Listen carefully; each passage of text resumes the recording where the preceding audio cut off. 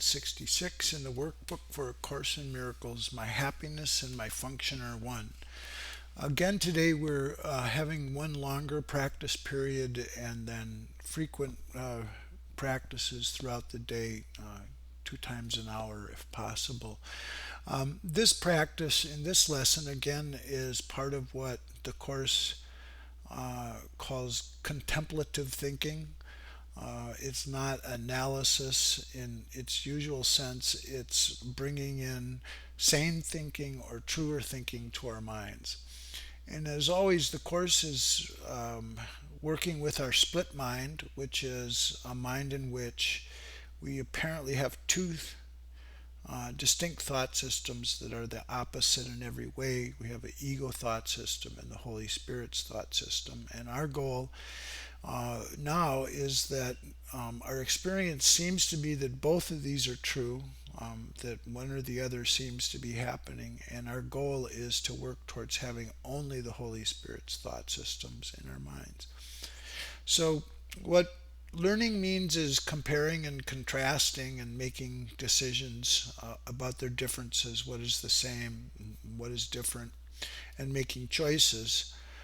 So learning aims at change based upon this evaluation. So the Course addresses our split mind by looking at the similarity between the ego's thought system and the Holy Spirit's. And the similarity is in both of those thought systems, we're trying to pursue our happiness. That should be indisputable in that both the ego and the Holy Spirit promise us happiness, and our only decision is which one's going to work. And recognizing the futility of the ego and then choosing the Holy Spirit is our goal. But we have to go through this evaluative process, and that's what this lesson is about. So we begin with surely, you have surely noticed an emphasis throughout our recent lessons on the connection between fulfilling your function and achieving happiness. This is because you do not really see the connection. Yet there is more than just a connection between them. They are the same. Their forms are different, but their content is completely one. The ego does constant battle with the Holy Spirit on the fundamental question of what your function is. So does it do constant battle with the Holy Spirit about what your happiness is. It is not a two-way battle. The ego attacks and the Holy Spirit does not respond. He knows what your function is. He knows that it's your happiness. Today we will try to go past this wholly meaningless battle and arrive at the truth of your function. We will not engage in senseless arguments about what it is. We will not become hopelessly involved in defining happiness and determining the means for achieving it. We will not indulge the ego by listening to its attacks on truth. We will merely be glad we can find out what truth is. So we'll not become hopelessly involved in defining happiness and determining the means for achieving it. That's said in a future lesson 135, if I defend myself, I'm attacked. And it says in there, the mind engaged in planning for itself is occupied in setting up control of future happenings. It does not think it will be provided for unless it makes its own provision. Time becomes a future emphasis to be controlled by learning and experience obtained from past events and previous beliefs. It overlooks the present, for it rests on the idea the past is taught enough to let the mind direct its future course. So, as always in the Course, we're trying to release ourselves from our past beliefs, our past thoughts of what is valuable, and how to achieve that and come into the present where the Holy Spirit exists and has the truer sense of what it is we are and what we should do, and roots its guidance in that, in the wisdom of the Holy Spirit. So we will not become hopelessly involved in defining happiness and determining the means for achieving it. That's what we're describing as what we're not going to do, and so it's going to describe our practice now. Our longer practice period today has as its purpose your acceptance of the fact that not only is there a very real connection between the function God gave you and your happiness, but they're actually identical. So here's the reasoning. God gives you only happiness. Therefore, the function he gave you must be happiness if it appears to be different. Today's exercises are an attempt to go beyond these differences in appearance and recognize a common content where it exists in truth. So begin the 10 to 15-minute practice period by reviewing these thoughts. God gives me only happiness. He has given my function to me. Therefore, my function must be happiness. So, what this is addressing is just the way that our mind works. Our mind works from assumptions or premises and then the inferences from those premises. In other words, if this is true, what else is true? And so, if you walk into a room and there's smoke, you infer that there must be a fire. That's how the mind works. So, here's the premise: God gives me only happiness. Here's the second premise: He's given my function to me, and therefore my function must be happiness.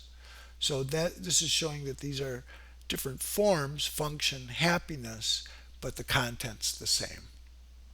So try to see the logic in this sequence, even if you do not accept the conclusion.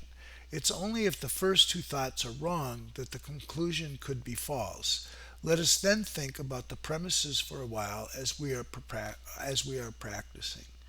Okay, so this is a basic logical procedure. If these first two things are true, then the conclusion must be true. If the premises are false, that's how the conclusion will be false. So what we need to do is look at the two premises. God gives me only happiness, and he has given me my function. So we're going to think about those premises, and if they're true, then therefore my function must be happiness. So let us think about the premises for a while as we're practicing.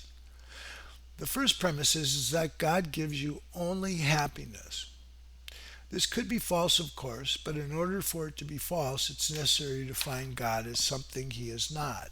So in thinking, uh, traditional thinking is God gives us obstacles and problems and suffering, so we learn from them, and it's through that suffering that we learn.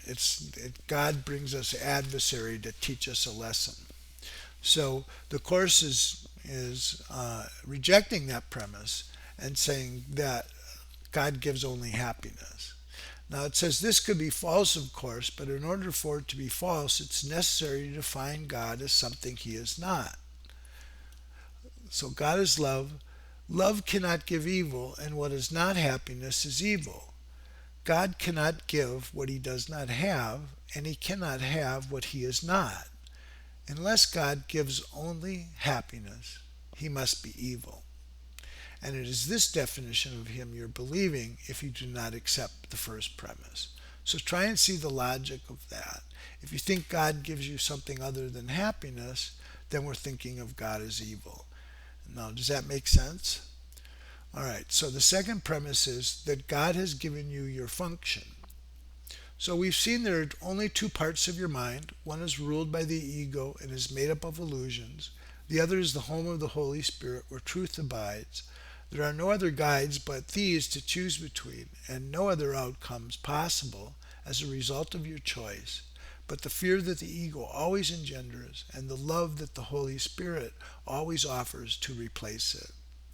Thus, it must be that your function is established by God through his voice, or is made by the ego, which you made to replace him.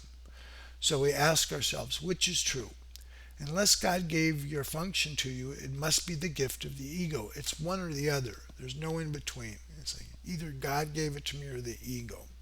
So in thinking of that, we have to ask, does the ego really have gifts to give, being in itself an illusion and offering only the illusion of gifts? Think about this during the longer practice period. Think also about the many forms the illusion of your function has taken in your mind. In other words, a function by the ego, and the many ways in which you've tried to find salvation under the ego's guidance. Did you find it?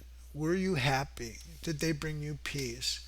We need great honesty today, remembering that outcomes fairly, and consider also whether it was ever reasonable to expect happiness from anything the ego ever proposed. Yet the ego is the only alternative to the Holy Spirit's voice. And one thing we might point out here is the Course in other places said, if you notice the ego's goals, that once you've accomplished them, there's still not this sense of satisfaction, and then we turn on to something else. By the time we accomplish it, it's no longer capable of giving us total satisfaction, and then there's got to be something else, something else. It reminds me of, there was a text from the 70s called Psycho-Cybernetics by Maxwell Malt, said that all goals tarnish in time, like that. So anyways, that's something to think about in terms of whether we want the ego's goals or not, or whether it will really satisfy us. Okay, you will listen to madness or hear the truth. Try to make this choice as you think about the premises on which our conclusion rests. We can share in this conclusion, but in no other, for God Himself shares it with us. So the conclusion is, my happiness and my function are one. They're the same thing. Forgiving is what will bring me happiness, nothing else. Being the light of the world, that will bring me my happiness, nothing else. Today's idea is another great stride in the perception of the same as the same and the different as different. On one side stand all illusion, all truth stands on the other. Let us try today to realize that only the truth is true. And so this is this idea of evaluating our split mind, evaluating the ego and the Holy Spirits, and seeing which one really has value to us, and eventually coming to the point where it's only the Holy Spirit that we use to evaluate and make our decisions with. It's only through the Holy Spirit that we'll perceive and think. It doesn't mean the ego is still not there, but we're not listening to it. It's like the chatter of a 2-year-old that we can learn to disregard. So let us try today to realize that only the truth is true. And so here's the shorter practice periods which would be most helpful today if undertaken twice an hour. This form of application is suggested. My happiness and function are one because God has given me both. It will not take more than a minute, and probably less, to repeat these words slowly and think about them a little while as you say them. So that would be a good goal to setting this out at least twice an hour, to take the time to bring this thought to our awareness that my happiness and function are one because God gave me both. Okay, that's it for today. Thank you.